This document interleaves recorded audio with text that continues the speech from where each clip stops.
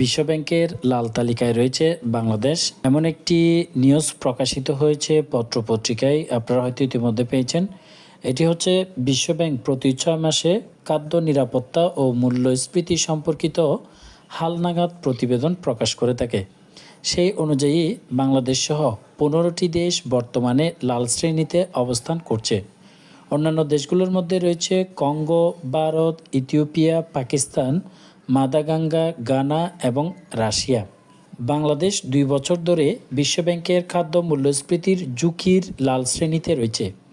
এই শ্রেণী মানে হচ্ছে দেশে খাদ্য মূল্যস্ফীতি 5 থেকে 30% মধ্যে রয়েছে, যা বর্তমান পরিস্থিতি অনুযায়ী বাংলাদেশ খাদ্য নিরাপত্তার জন্য এক বিরাট চ্যালেঞ্জ হিসেবে বিবেচিত হচ্ছে। বিশ্বব্যাংক খাদ্য মূল্যস্ফীতির জন্য দেশগুলোকে মূলত 4টি শ্রেণীতে ভাগ করেছে: বেগুনি, লাল, হলুদ এবং সবুজ। এই শ্রেণীতে থাকা দেশগুলোর খাদ্য মূল্যস্ফীতি 30%-এর বেশি। লাল শ্রেণীতে থাকা দেশগুলো 5 থেকে 30%, হলুদ শ্রেণীতে থাকা 2 থেকে 5% এবং সবুজ শ্রেণীতে থাকা দেশগুলো 2%-এর কম খাদ্য মূল্যস্ফীতি রয়েছে। বিশ্বব্যাংকের প্রতিবেদনে বলা হয়েছে, ফেব্রুয়ারির পর থেকে বিশ্ববাজারে খাদ্যপণ্যের দাম 4 থেকে 8% পর্যন্ত কমেছে। তবে আগামী দিনগুলোতে দামটির আশঙ্কা রয়েছে।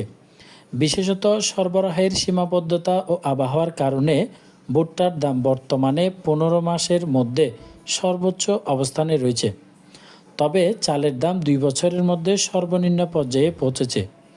বাংলাদেশে গত 3 বছর ধরে উচ্চ মূল্যস্ফীতি চলমান থাকলেও গত 1 বছর খাদ্য মূল্যস্ফীতির হার অনেক বেশি ছিল।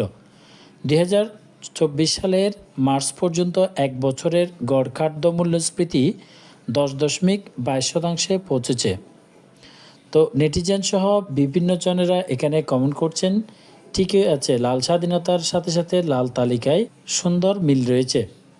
এছাড়াও অনেকেই কমেন্ট করছেন ভারত, পাকিস্তান, রাশিয়া, গানা, মাদাগাঙ্গার, ইথিওপিয়া, কঙ্গো এরাও আছে বাংলাদেশ সহ গত 2 বছর আগে থেকেই।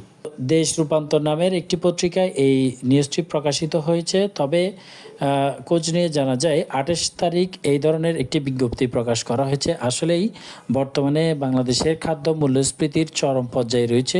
ভবিষ্যতে কী হবে সেটি আসলে এখনও বলা খুবই কঠিন।